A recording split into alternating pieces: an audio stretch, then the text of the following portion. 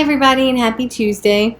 I haven't had a new conversation with you guys in a couple of weeks because quite frankly I felt like crap on a cracker.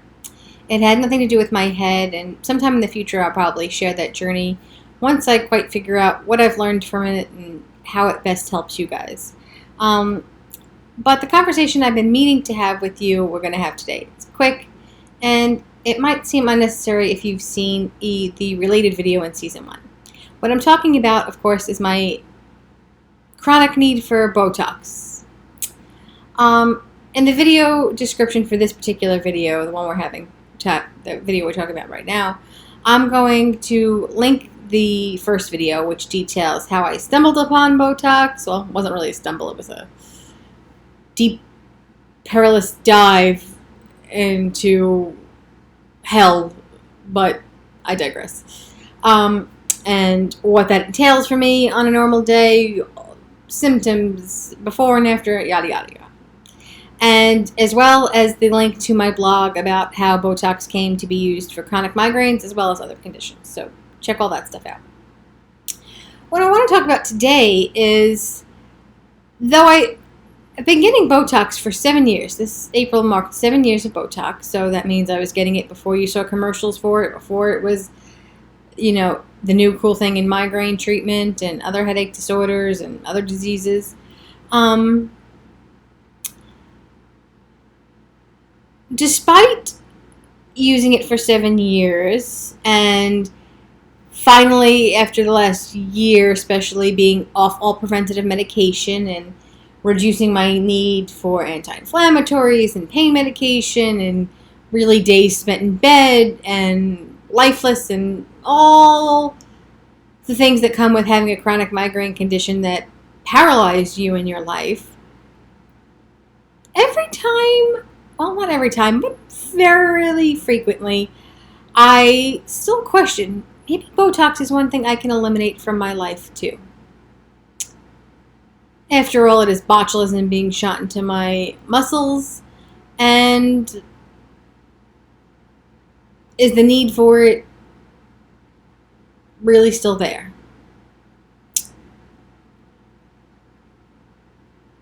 And the answer is yes.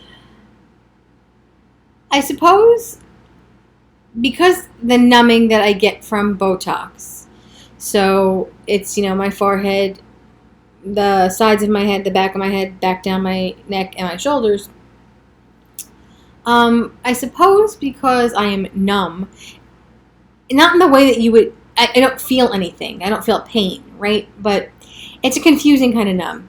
It's not the kind of numb where, you sat on your foot and it fell asleep, and now when you go to stand up, you have no feeling, you're trying to wake it back up. It's not that kind of numb.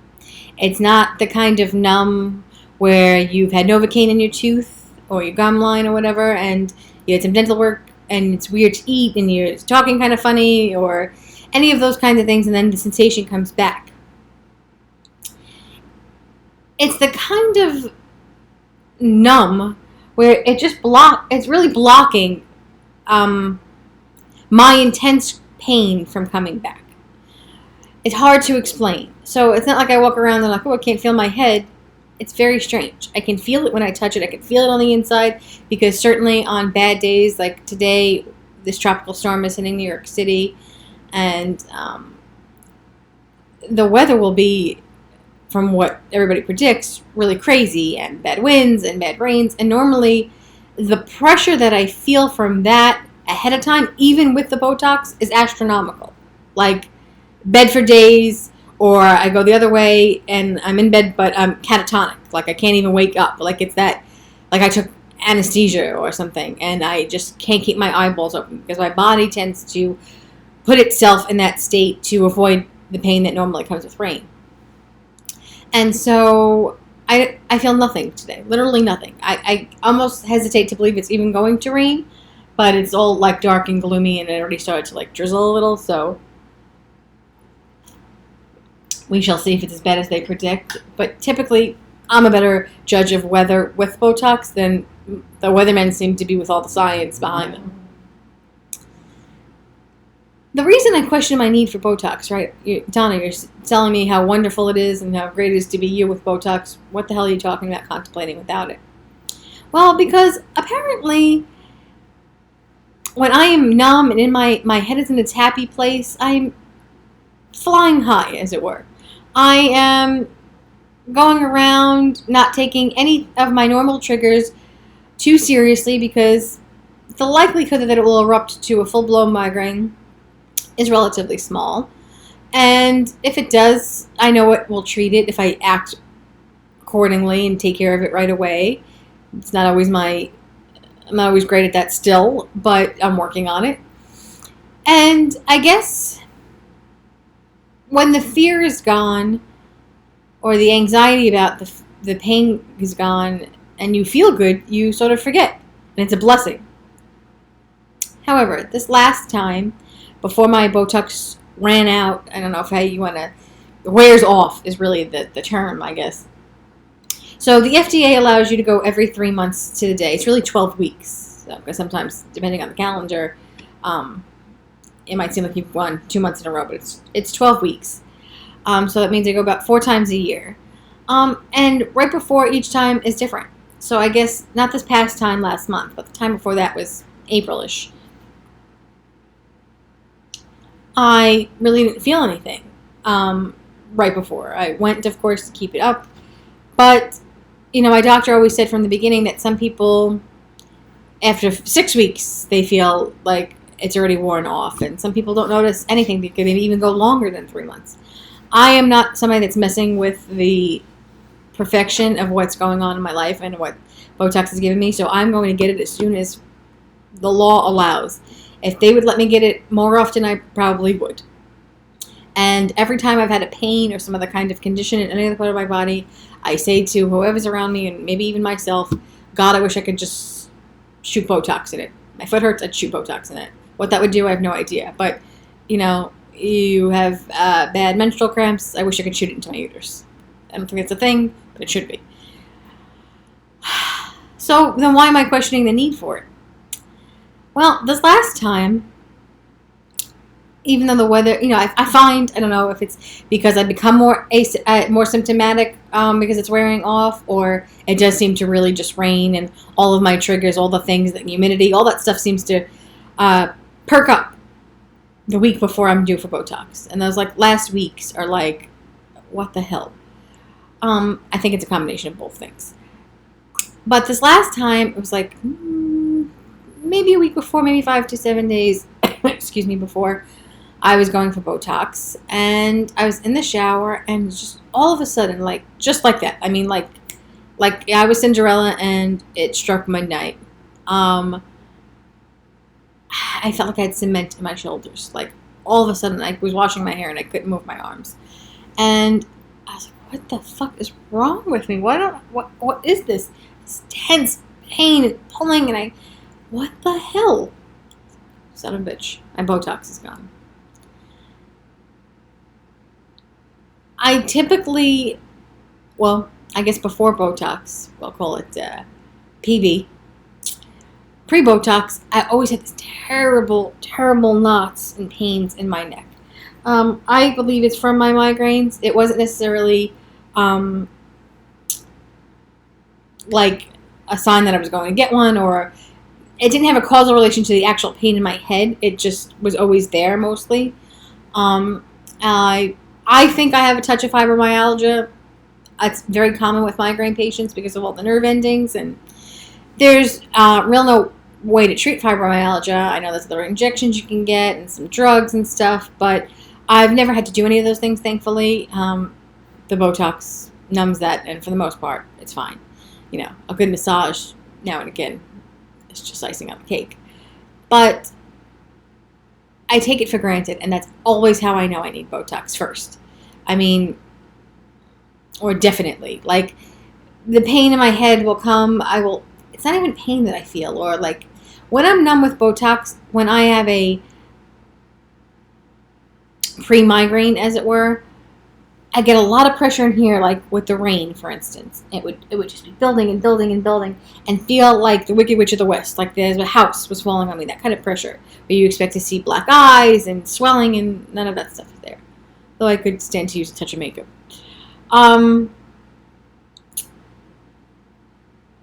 But when the Botox without the Botox, that would lead into pain radiating in my entire face, and a host of other neurological symptoms, and I would be in bed with my rosary beads. Not literally, but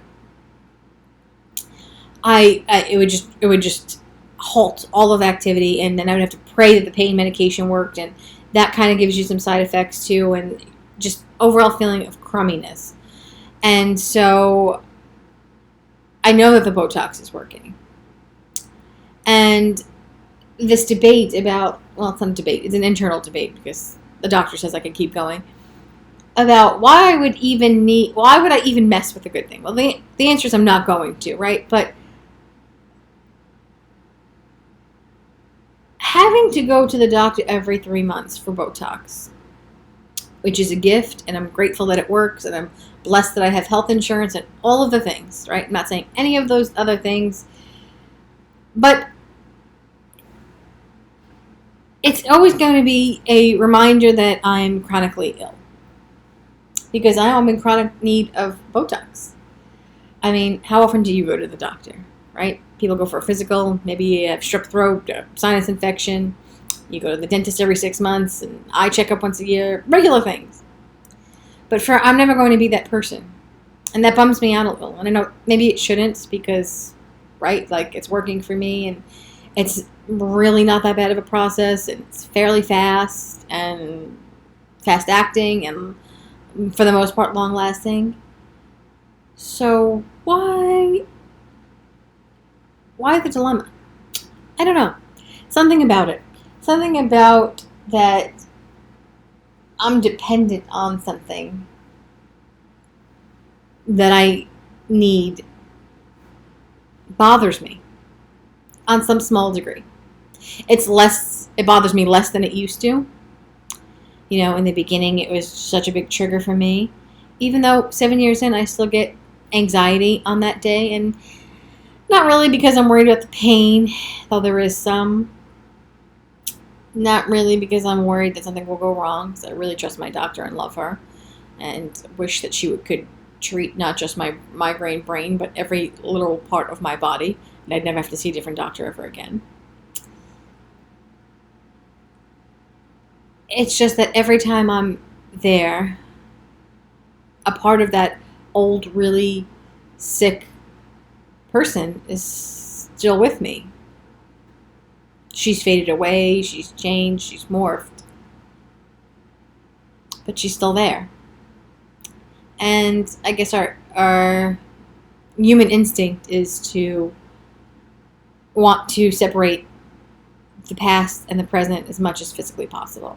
And believe me, we are very, very far apart, but I can still, if I squint, see her in the rearview mirror. And while my neurologist brings me all sorts of comfort and peace of mind and wellness, whether I'm conscious of it always or not, that other person is still with me. That sick person that couldn't live, that couldn't do anything, is still there. And I guess by knowing I need to see a neurologist every 3 months, most likely for the rest of my life, God willing, only 3 months and not every 2 weeks, is maybe just, I don't even know, frustrating, I suppose. I'm not devastated over it. Like I said, I'm so happy that it has worked for me and worked this well for me. I went to for an annual exam, a physical exam, 2 weeks ago. My doctor walked in, not my neurologist, and said, "Hey, it's the headache queen." I actually said, "Hey, could you not call me that?" Like, I guess it was supposed to be a term of endearment because I'm, the person she knows with the most migraines ever or whatever, and knows that I do Botox and all that other stuff, and it's like, I don't like that label. I, of course, realize the irony that I am sitting here talking to you folks on my YouTube channel called My Chronic Migraine Life, because it is what it is. This is my chronic migraine life. And I've made peace with all those kinds of things. But, when people are like, hey, someone told me about their terrible migraines and I thought of you. It always sort of like, okay, thank you. I hope that meant that you were inspired to tell that person that they're suffering, that there's hope at the end of the tunnel, that there's good doctors out there, that there is relief out there, that's, you are not defined by the worst moments of your life, that the pain that you're feeling now is temporary. Because when you're in that kind of pain, any kind of real serious pain, you tend to, for prolonged periods of time, that's the most important part. Prolonged periods of time, you tend to forget that what life was like without pain. And when all you look around and all you see is pain and the symptoms from the pain and the drugs, and you see other people walking around living their life, you know that it's possible, but it doesn't feel possible for you. And that's what I always hope, to say, hey, I thought of you. I hope all of that is what they mean, and they're passing that on.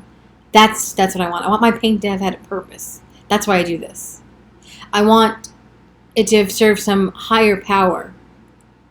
They say God only gives you what you can handle. And, I have to believe that. He knew I could handle it or find the right cure or the right doctor and the right whole perfect storm. I mean, when you think about how many pieces of the puzzle have to fit perfectly for you to feel well from any given thing, it's sort of miraculous that I'm here like this, or that you are there, having your morning coffee or tea and watching this. We take a lot of that for granted. Maybe this whole pandemic thing is reminding us of that. What we took for granted, and the good days of personal contact and going to the grocery store without wanting to come home and having to scrub the skin off your body for fear. It takes the fear away. And so even if sometime in the future I feel like I could live without Botox, the idea that I'd ever really try, I don't think I could. I don't think I'd even want to try. So when I saw this picture that is at the beginning of this video, I was walking down, I want to say Robinson Boulevard. I should have looked it up. Didn't. It's where Sir Restaurant is. All my fellow Lisa Vanderpump and Bravo fans out there. 2 years ago, I went to visit my brother in California. Sir was on my list. I didn't get to meet Lisa, but I did get to meet Peter from the show. And I took the stroll down the block to Pump and had this really great time. And I saw the sign, need money for Botox, in one of the store windows that we were passing. And I stopped to take this picture because it was just too funny. Luckily for me, my insurance covers it. I don't need money for Botox. But like I like to say, if it stopped covering it tomorrow, I would do literally anything possible. I'd work at McDonald's. I'd whore myself on the corner to get the money to get it. So while my need for Botox is a love-hate relationship,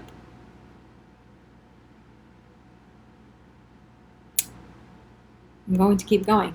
And I'm going to always be grateful about it and try to help others. So desperate times call for desperate measures. We do what we have to do in the moment. Saved by the bell. Until next time, guys, take care of yourself, be well, and do whatever it takes to get you to the next day so that it's bigger and brighter than even you have ever hoped or imagined on your darkest days.